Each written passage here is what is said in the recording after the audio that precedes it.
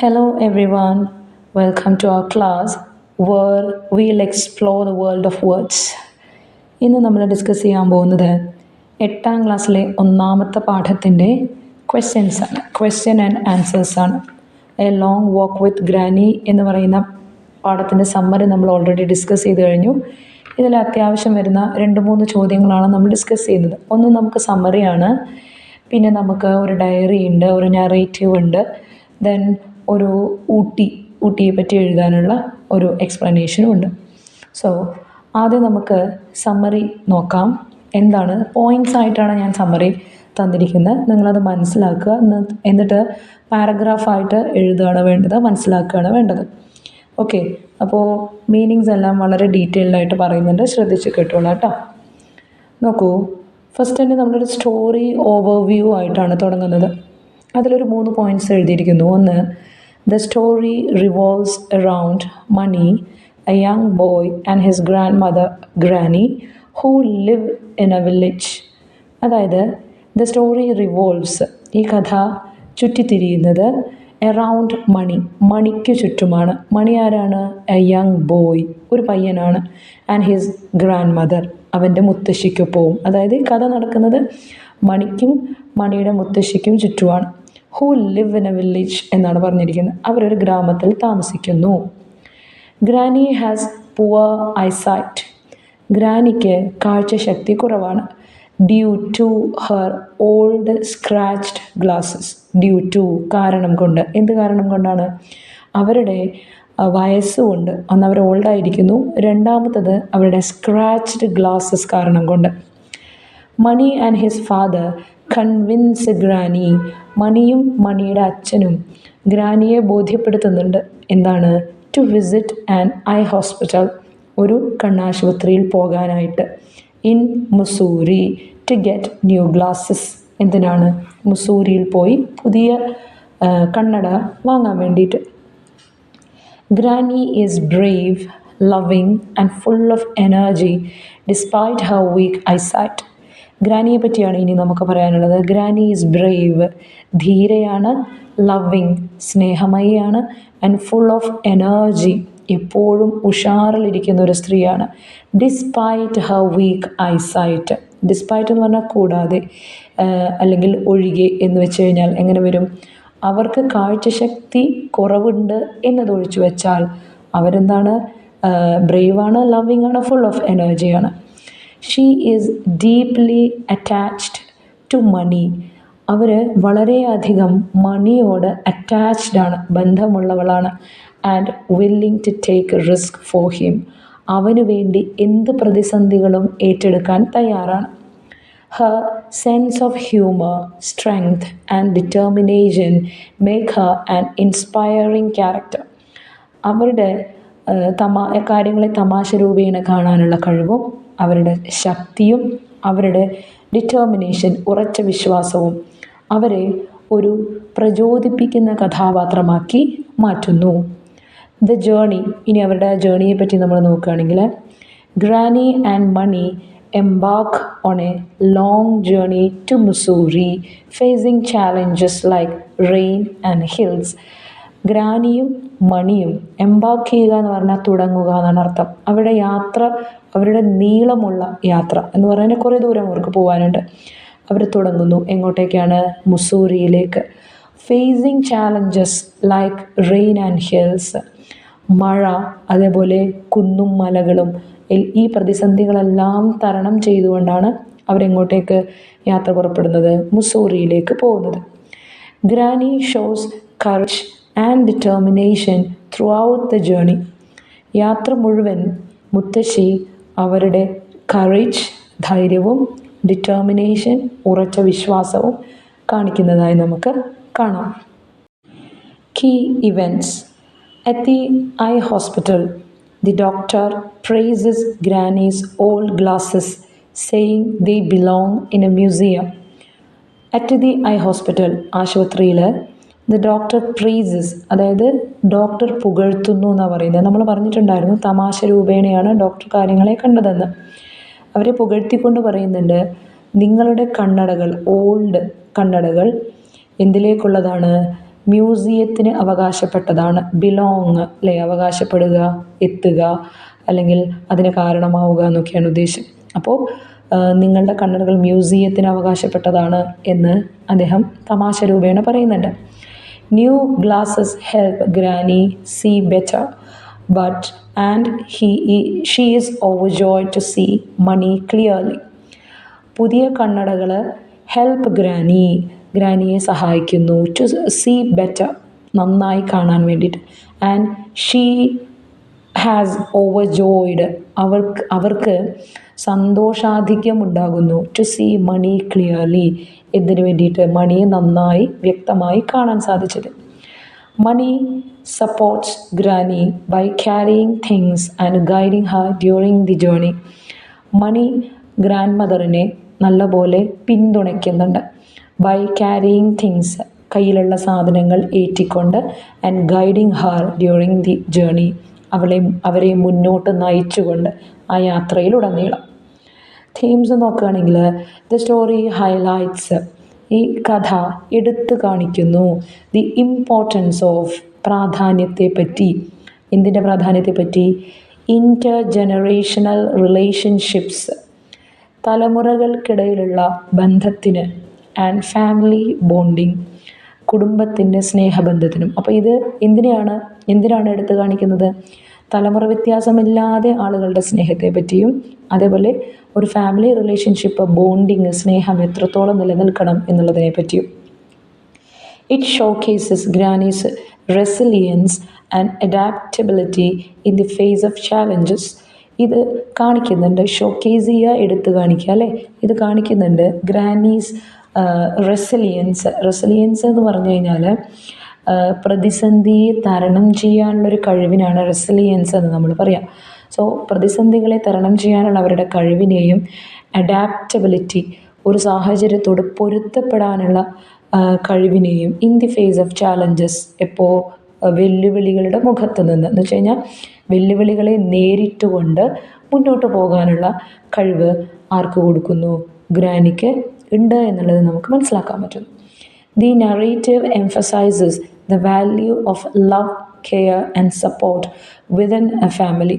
So ഈ ആഖ്യാനം, narrative എന്ന് പറഞ്ഞ ആഖ്യാനം, ഈ പറച്ചിൽ, ഈ കഥ എംഫസൈസ് ചെയ്യുന്നത്, ഊന്നി പറയുന്നത് എന്താണെന്ന് വെച്ച് കഴിഞ്ഞാൽ the value of love, care and support within A family. ഒരു കുടുംബത്തിനകത്ത് തന്നെ അവർക്കിടയിൽ ഉണ്ടാവേണ്ടുന്ന സ്നേഹത്തിൻ്റെ മൂല്യത്തെ പറ്റിയും, കെയർ പരിചരണത്തെ പറ്റിയും, സപ്പോർട്ടിനെ പറ്റിയൊക്കെയാണ് ഇതിനകത്ത് പറയുന്നത് എന്ന് നമുക്ക് മനസ്സിലാക്കാൻ പറ്റും.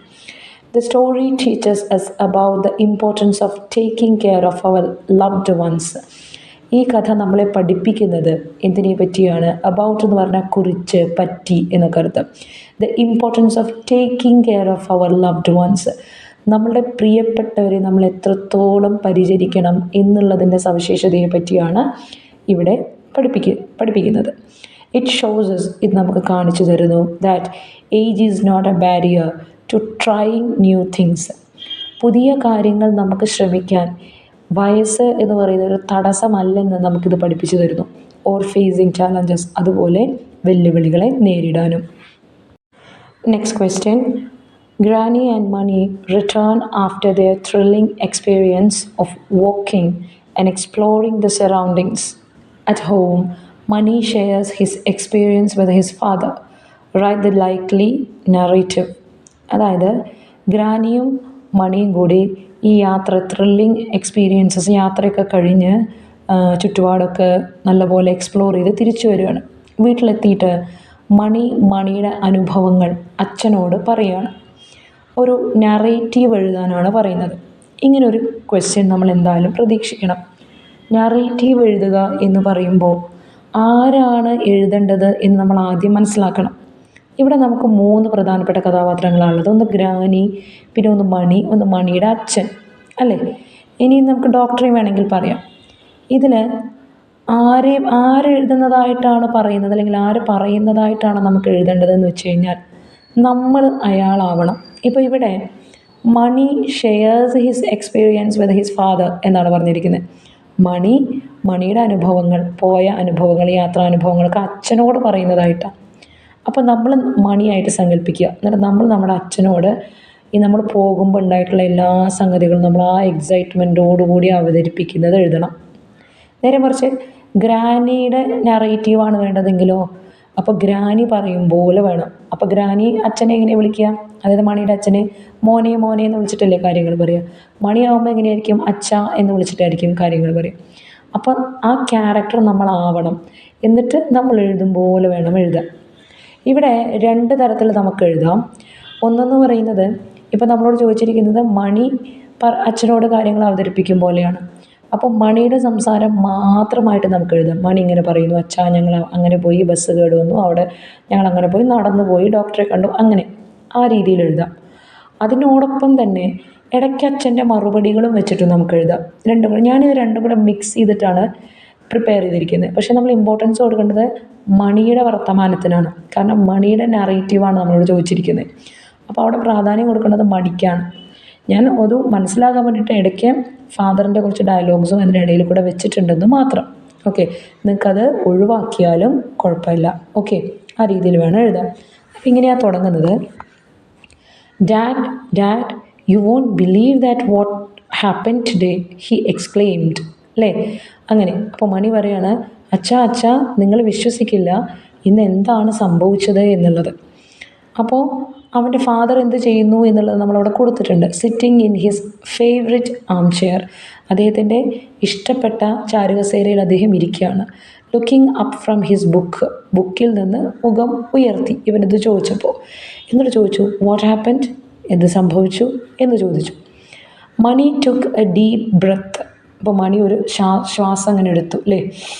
എന്ന് ശ്വാസം എടുത്തിട്ട് പറയാണ്, granny and went for a long walk to the eye hospital in Mussoorie. ഞാനും ഗ്രാനിയും ഒരുപാട് ദൂരം നടന്നു മുസൂറിയിലെ ഐ ഹോസ്പിറ്റലിലേക്ക്. We walked through the forest, ഞങ്ങൾ കാട്ടിലൂടെയാണ് നടന്നത്. ക്രോസ്ഡ് സ്ട്രീംസ്, അരുവികളൊക്കെ ഞങ്ങൾ ക്രോസ് ചെയ്തു പോയി, അല്ലേ?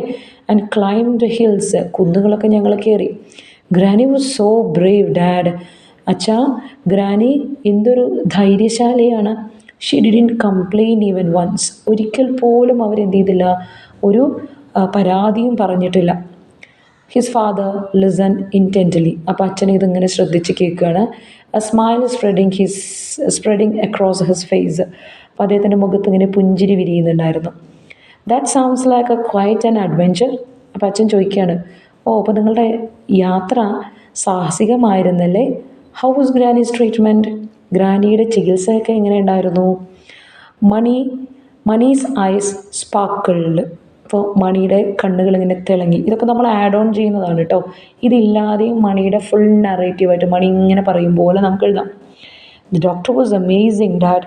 ഡോക്ടർ നല്ല മനുഷ്യനായിരുന്നു, അല്ലേ? And he set granny's old glasses belonged in a museum. അദ്ദേഹം പറഞ്ഞു മ്യൂസിയത്തിന് അവകാശപ്പെട്ടതാണ് ഗ്രാനിയുടെ കണ്ണടകളെന്ന്. And now she has new glasses. ഇപ്പോൾ പുതിയ കണ്ണടകളുണ്ടല്ലോ, അല്ലെങ്കിൽ കണ്ണടയുണ്ടല്ലോ. And she can see so much better. ഇപ്പോൾ വളരെ നന്നായിട്ട് കാണാമല്ലോ എന്നവൻ പറയാണ്. His father chuckled. അപ്പോൾ അച്ഛനൊന്ന് ചിരിച്ചു. അതായത് അധികം ശബ്ദം പുറത്ത് വരാതെ ചിരിക്കുന്നതിനെയാണ് ചക്കിളിയുക എന്ന് നമ്മൾ പറയാം. പൊട്ടിച്ചിരിക്കില്ല, എന്നാൽ ശബ്ദം പുറത്ത് വരികയും ചെയ്യും. അതിനാണ് ചക്ലിങ് എന്ന് പറയും. That's wonderful news. I'm glad everything went well. And how was Granny's mood during the journey? അപ്പോൾ അച്ഛൻ എന്താ പറയുന്നത്?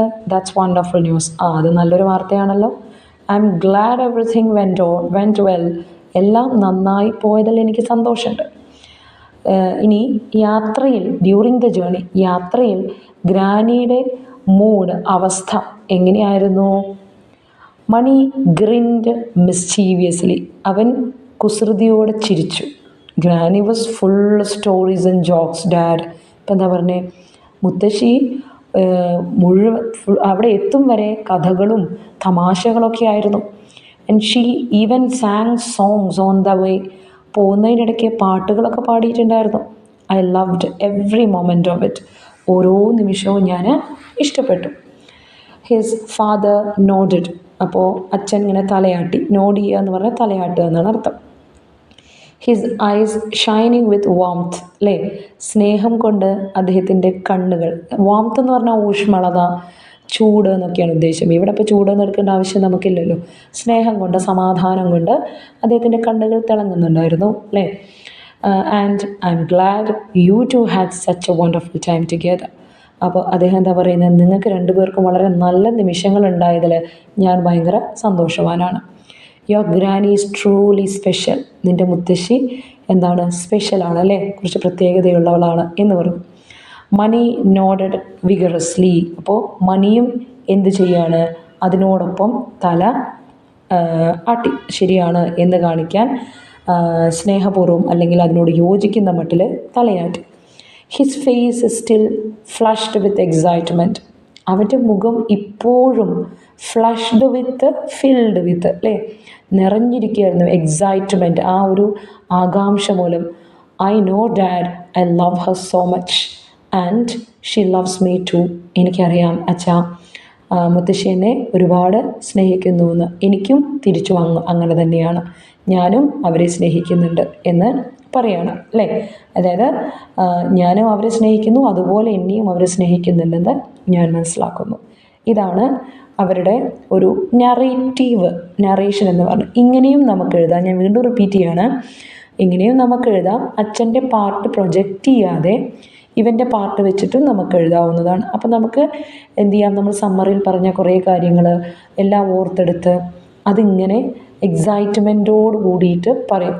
ബസ്സിൻ്റെ മുകളിലേക്ക് പാറ വീണതും കല്ല് വീണതും അവിടെ യാത്ര പാതി വഴിയിൽ നിർത്തി നടന്നു പോകേണ്ട സാഹചര്യം ഉണ്ടായതും എല്ലാം ചേർത്ത് നിങ്ങൾക്ക് എഴുതാം. മാർക്ക് ചോദിക്കുന്നതിനനുസരിച്ച് നിങ്ങൾ എന്ത് ചെയ്യുക, എഴുതുക.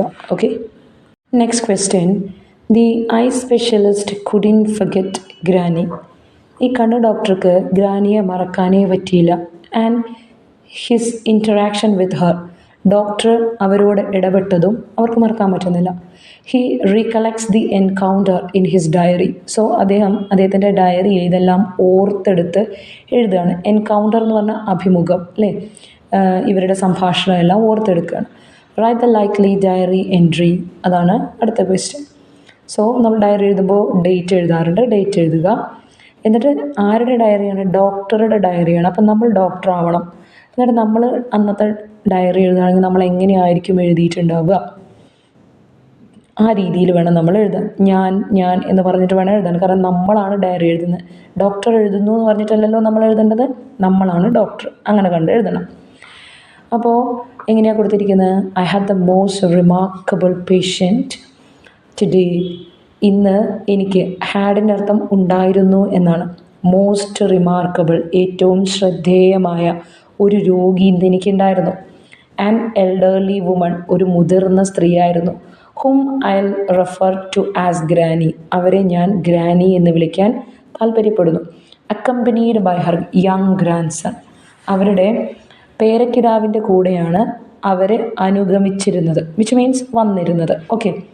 As I examined her old glasses, ഞാൻ അവരുടെ പഴയ കണ്ണടകൾ പരിശോധിച്ചപ്പോൾ ഐ കുഡിൻ ഹെൽപ്പ്, എനിക്കൊന്നും ചെയ്യാൻ പറ്റിയില്ല. But comment that they belonged in a museum or belonged to a museum, രണ്ടും പറ്റും കേട്ടോ. ഇത് മ്യൂസിയത്തിന് അവകാശപ്പെട്ടതാണെന്ന് പറയാനല്ലാതെ മറ്റൊന്നിനും എനിക്ക് പറ്റിയില്ല. ഹർ റെസ്പോൺസ് വാസ് പ്രൈസ്ലെസ്, അവരുടെ മറുപടി വിലമതിക്കാനാവാത്തതായിരുന്നു. What I admire about granny is her resilience and determination. ഇവരെ പറ്റി, അല്ലെങ്കിൽ വാട്ട് ഐ അഡ്മയർ, ഞാൻ ഏറ്റവും കൂടുതൽ ആരാധിക്കുന്നത് അബൌട്ട് ഗ്രാനിയെ സംബന്ധിച്ച് അല്ലെങ്കിൽ ഗ്രാനിയെ പറ്റി, ഈസ് ഹർ റെസിലിയൻസ്, അത് അവരുടെ പ്രതിസന്ധികളെ തരണം ചെയ്യാനുള്ള കഴിവും ഡിറ്റർമിനേഷനുമാണ്, ഉറച്ച വിശ്വാസവുമാണ്. ഡിസ്പൈറ്റ് ഹർ ഏജ്, അവരുടെ ഏജ് വകവയ്ക്കാതെ, ആൻഡ് ഫിസിക്കൽ ലിമിറ്റേഷൻസ്, ശാരീരിക ദൗർബല്യങ്ങൾ വകവയ്ക്കാതെ, she embarked on a long journey with her grandson, അവളുടെ അല്ലെങ്കിൽ അവരുടെ പേരക്കിടാവിൻ്റെ കൂടെ ഒരു ദീർഘദൂര യാത്ര നടത്തി. തുടങ്ങി to get her eyes treated, അവരുടെ കണ്ണുകൾ ചികിത്സിക്കുന്നതിന് വേണ്ടി. Her grandson adores her, അവരുടെ പേരക്കിടാവ് അവരെ അത്രമാത്രം ഇഷ്ടപ്പെടുന്നു. And their bond is palpable, അവരുടെ ബോണ്ട്, ആ ബന്ധം എന്ന് പറയുന്നത് വ്യക്തമായിരുന്നു. പാൽപ്പബിൾ, സ്പഷ്ടം, വ്യക്തം എന്നൊക്കെയാണ് ഉദ്ദേശിക്കുന്നത്. As I reflected on our interaction, ഞങ്ങളുടെ ഇടപെടലിൽ കൂടെ നമുക്ക് മനസ്സിലാക്കാൻ പറ്റുന്നത്, ഐ റിയലൈസ്ഡ് ദാറ്റ്, ഞാൻ തിരിച്ചറിഞ്ഞു, medicine in just about treating eyes. കണ്ണ് അല്ലെങ്കിൽ മെഡിസിൻ എന്ന് പറയുന്നത്, അല്ലെങ്കിൽ നമുക്ക് അവർക്ക് പരിഹാരം കാണിച്ചു കൊടുക്കുക എന്ന് പറയുന്നത് കണ്ണ് നേരാക്കുക അല്ലെങ്കിൽ കണ്ണ് പരിശോധിക്കുക, അത് ശരിയാക്കുക എന്നുള്ളത് മാത്രമല്ല. It's about seeing the world through our patients experiences. നമ്മുടെ രോഗികളുടെ അനുഭവത്തിലൂടെ ലോകത്തെ കാണാൻ സാധിക്കുക എന്ന് പറയുന്നതും കൂടിയാണ് ഒരു ഡോക്ടർ എന്ന നിലയിൽ ഞാൻ പഠിച്ചത്. ഓക്കെ, അപ്പോൾ it is about seeing the world through our patients experience. രോഗികളുടെ അനുഭവത്തിലൂടെ ലോകത്തെ കാണുക എന്ന് പറയുന്നതാണ് ഇതിനേക്കാൾ നല്ലത്, വെറുതെ ഒരു മെഡിസിൻ കൊടുക്കുന്നതിനേക്കാൾ നല്ലത് എന്നാണ് ഞാൻ മനസ്സിലാക്കുന്നത്. Granny reminded me of the importance of compassion, empathy and kindness in our profession. Granny എന്നെ ഓർമ്മിപ്പിച്ച ഒരു കാര്യമുണ്ട്. Reminded me of the importance of, പ്രാധാന്യത്തെ പറ്റി. എന്തിൻ്റെ? കമ്പാഷൻ, ദയ, അനുകമ്പ. പിന്നെ എമ്പതി, സഹാനുഭൂതി. കൈൻഡ്നസ്, ദയ, അല്ലേ? കമ്പാഷൻ, അനുകമ്പ, എമ്പതി, സഹാനുഭൂതി, കൈൻഡ്നസ്, ദയ. നമ്മുടെ പ്രൊഫഷനിൽ, ജോലിയിൽ ഇതെല്ലാം എത്രത്തോളം വേണം എന്ന് എന്നെ അവർ പഠിപ്പിച്ചു, ഓർമ്മിപ്പിച്ചു എന്നാണ് അദ്ദേഹം ഡയറിയിൽ എഴുതാൻ ഉദ്ദേശിക്കുന്നത്. നമുക്ക് ഇങ്ങനെ തന്നെ എഴുതിക്കൊള്ളണമെന്നൊന്നുമില്ല, നമുക്ക് നമ്മുടേതായിട്ടുള്ള ഓൺ വേർഡ്സിൽ ചെറിയ സെൻറ്റൻസസൊക്കെ ആക്കിയിട്ട് നമുക്ക് എഴുതാവുന്നതാണ്. And the last question, attempt a descriptive paragraph on Ooty. ഊട്ടിയെ പറ്റി ഒരു ഡിസ്ക്രിപ്റ്റീവ് പാരഗ്രാഫ്, ഏതെങ്കിലും ഒരു പ്ലേസിനെ പറ്റി ഡിസ്ക്രിപ്റ്റീവ് പാരഗ്രാഫ് എഴുതാനായിരിക്കും ചോദിക്കുക. നിങ്ങൾക്ക് ഊട്ടി എഴുതണമെന്ന് യാതൊരു നിർബന്ധവുമില്ല. നിങ്ങൾക്ക് പറ്റാവുന്ന, നിങ്ങൾ കണ്ടിട്ടുള്ള, നിങ്ങൾക്ക് ഏറ്റവും നന്നായിട്ട് മനോഹരമായി വിവരിക്കാൻ പറ്റുന്ന ഒരു സ്ഥലം ഏതാണോ അത് നിങ്ങൾക്ക് എഴുതാം. ഞാൻ ജസ്റ്റ് എല്ലാവരും ഊട്ടിയിലൊക്കെ പോയി കാണും എന്നുള്ള ധാരണയിൽ ഊട്ടി എഴുതുന്നതാണ്. ഓക്കെ, നോക്കൂ. Ooty, the Queen of hill stations, is a picturesque town nestled in the Nilgiri mountains of southern India. South ഇന്ത്യയിൽ നീലഗിരി മലനിരകൾക്കിടയിൽ സ്ഥിതി ചെയ്യുന്ന, നെസ്റ്റൽഡ് എന്ന് പറഞ്ഞാൽ സ്ഥിതി ചെയ്യുന്ന ഒരു ടൗണാണ്. എങ്ങനത്തെ ടൗണാണ്? മനോഹരമായ, പിക്ചറസ്ക് ടൗണാണ് ഊട്ടി എന്ന് പറയുന്നത്. ഇനി നിങ്ങൾക്ക് പിക്ചറസ്ക് ഒന്നും കിട്ടിയില്ലെങ്കിൽ ബ്യൂട്ടിഫുൾ എന്ന് കൊടുത്താൽ മതി. നെസ്റ്റൽഡിന് പകരം സിറ്റുവേറ്റഡ് കൊടുത്താൽ മതി. അങ്ങനെ നമുക്ക് സബ്സ്റ്റിറ്റ്യൂട്ട് ചെയ്യാം വാക്കുകളെ. മാത്രമല്ല, surrounded by lush green hills, ഇത് ചുറ്റപ്പെട്ട് കിടക്കുന്നത് ഏതുമായിട്ടാണ്? ലഷ് ഗ്രീൻ, സമൃദ്ധമായ പച്ചപ്പിനാൽ, അല്ലേ? കുന്നുകളൊക്കെ നിറഞ്ഞ് സമൃദ്ധമായ പച്ചപ്പിനാൽ ചുറ്റപ്പെട്ട് കിടക്കുന്നു. വേർഡൻഡ് വാലീസ്, വേർഡൻഡ് എന്ന് പറഞ്ഞാൽ തഴച്ചു വളരുന്ന താഴ്വരകൾ. ആൻഡ് കാസ്കേഡിങ് വാട്ടർഫാൾസ്, കാസ്കേഡിങ് കുത്തനെ ഒഴുകുന്ന എന്നുള്ളതാണ് കേട്ടോ, കുത്തനെ ഒഴുകി വീഴുന്ന വെള്ളച്ചാട്ടങ്ങൾ. And Ooty is haven, heaven അല്ല ഹാവൻ ആണ്. ഹാവൻ എന്ന് പറഞ്ഞാൽ സങ്കേതം എന്നാണ് അർത്ഥം. ഫോർ നേച്ചർ ലവേഴ്സ്, പ്രകൃതി സ്നേഹികളുടെ സങ്കേതമാണ് Ooty. And those seeking tranquillity, tranquillity means ശാന്തത, ശാന്തത ആഗ്രഹിക്കുന്നവർക്ക്, സീക്ക് ചെയ്യുക, തേടുക, ശാന്തത തേടുന്നവർക്കുള്ള ഒരിടം കൂടിയാണ് ഈ ഊട്ടി എന്ന് പറയുന്നത്. ദ ടൗൺസ് കൊളോണിയൽ ആർക്കിടെക്ചർ, അതായത് ടൗണിലെ കോളനി മാതൃകയിലുള്ള വാസ്തുവിദ്യ എന്ന് പറയുന്നത്, വാസ്തുവിദ്യയും ക്വൈൻറ്റ് ടീ ഷോപ്സ്, ക്വൈൻറ്റ് എന്ന് പറഞ്ഞു കഴിഞ്ഞാൽ സ്ട്രെയിഞ്ച്, വിചിത്രമായത് എന്നാണ് അർത്ഥം. ഓക്കെ, വിചിത്രമായ ടീ ഷോപ്സ്, അല്ലേ? ചായക്കടകളും. ആൻഡ് ബസ്ലിംഗ് മാർക്കറ്റ്സ്, തിക്കും തിരക്കുള്ള മാർക്കറ്റുകളും. ആഡ് ടു ഇറ്റ്സ് ചാം, അതിൻ്റെ ഭംഗി വർദ്ധിപ്പിക്കുന്നു. The scent of eucalyptus and tea wafts, eucalyptus നമുക്കറിയാം, അതിൻ്റെ മണവും. ടീ വാഫ്സ്, ഈ വാഫ്റ്റ് എന്ന് പറഞ്ഞു കഴിഞ്ഞാൽ നമ്മൾ മനസ്സിലാക്കേണ്ട രണ്ടർത്ഥമാണ്, ഒഴുകുന്നത് അല്ലെങ്കിൽ സഞ്ചരിക്കുന്നത് എന്ന്. അപ്പോൾ ഒഴുകുന്ന കടകൾ എന്ന് പറയുമ്പോൾ ചിലപ്പോൾ വെള്ളത്തിലൂടെയൊക്കെ അങ്ങനെയൊക്കെ നമ്മൾ കണ്ടിട്ടുണ്ടല്ലോ പല ഭാഗങ്ങളിൽ.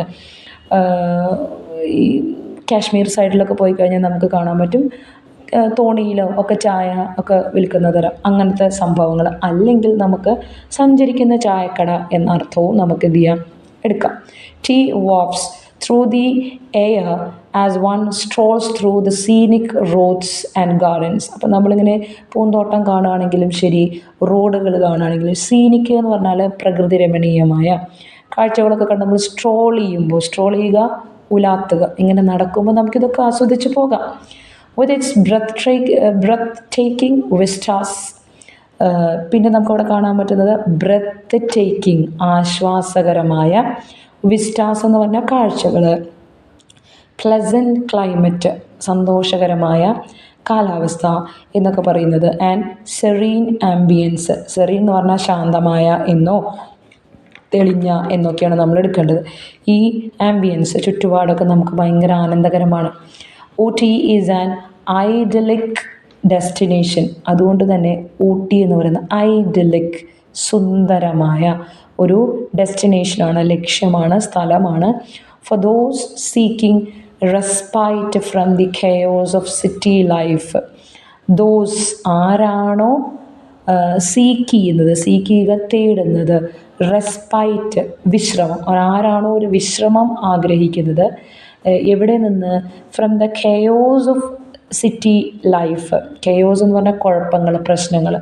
സിറ്റി ലൈഫ് അല്ലെങ്കിൽ ബിസി ലൈഫിൻ്റെ പ്രശ്നങ്ങളിൽ നിന്നൊരു സമാധാനം ആഗ്രഹിക്കുന്ന എല്ലാവർക്കും പറ്റുന്ന ഒരു സ്ഥലമാണ് Ooty. From the serene lake Ooty to the majestic Doddabetta peak, every spot in Ooty offers a unique experience. അതായത് ഊട്ടി ലേക്കിൻ്റെ കാഴ്ചയിൽ നിന്ന് ദോഡാബെറ്റ പീക്കിലെ കാഴ്ചകളാണെങ്കിലും ശരി, ഓരോ സ്പോട്ടും ഓരോ സ്ഥലവും എന്താണ്, നമുക്ക് യുണീക്ക് എക്സ്പീരിയൻസ് തരുന്ന ഒന്നാണ്. യുണീക്ക്, വ്യത്യസ്തമായ, അതുല്യമായ അനുഭവങ്ങൾ നമുക്ക് വാഗ്ദാനം ചെയ്യുന്ന ഒന്നാണ്, തരുന്ന ഒന്നാണ്. Making it a perfect gateway for honeymooners, adventure seekers and families alike. ഹണിമൂണേഴ്സിനാണെങ്കിലും ശരി, അഡ്വഞ്ചേഴ്സ്, സാഹസികത ആഗ്രഹിക്കുന്നവർക്കാണെങ്കിലും ശരി, അല്ലെങ്കിൽ ഫാമിലിക്കാണെങ്കിലും ശരി, എല്ലാവർക്കും ഒരുപോലെ ഇഷ്ടപ്പെടുന്ന ഒരു സ്ഥലമാണ് ഊട്ടി. ഈ 4 പ്രധാനപ്പെട്ട ക്വസ്റ്റ്യൻസാണ് ഇതിൽ നമുക്ക് പഠിക്കാനുള്ളത്. ടെക്സ്റ്റിൽ ഒരുപാട് ആക്ടിവിറ്റീസ് ഉണ്ട്. ആ ഒരുപാട് ആക്ടിവിറ്റീസൊന്നും നമുക്ക് എക്സാമിന് ഒരുപാട് ഗുണം ചെയ്യുന്ന വെച്ചാൽ എക്സാമിൻ ഓറിയൻറ്റഡ് ആയിട്ടുള്ള ആക്ടിവിറ്റീസ് അല്ലാത്ത കുറേ എണ്ണമുണ്ട്. ഇത്രയെങ്കിലും നമ്മൾ ഈ പാഠത്തിൽ എന്തായാലും ശ്രദ്ധിക്കണം. ശ്രദ്ധിക്കണം. മീനിങ് മനസ്സിലാക്കാതെ ഒരിക്കലും ആൻസർ പഠിക്കാൻ നിൽക്കരുത്. കഴിവതും കാണാപ്പാഠം പഠിക്കാണ്ടിരിക്കും. Okay, thank U.